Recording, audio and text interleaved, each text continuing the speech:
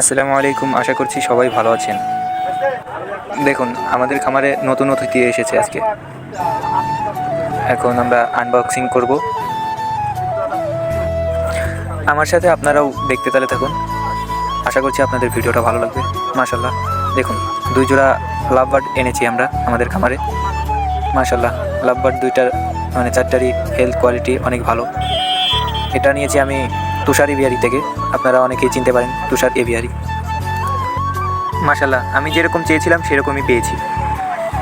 আর এনেছি আমরা বাজরিকার কিছু, তুষার ভাইয়ের কাছে বাজরিকার নাই, তার ফ্রেন্ডের কাছ থেকে আমি কিছু রেনবো এবং লুটিনো মিউটেশনের বাজিকার কালেকশন করেছি।